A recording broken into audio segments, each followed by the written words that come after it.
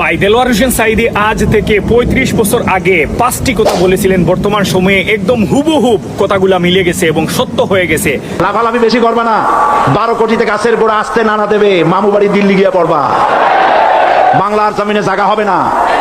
Number 2, স্বৈরাচারীরা তার পতনের সমস্ত ছিদ্র বন্ধ করে, কিন্তু একটা ছিদ্র বন্ধ করতে পারে না, মনের ভুলে সেই ছিদ্রটা থেকেই যায়, যেই ছিদ্র দিয়ে আসলে তার পতনটা হবে।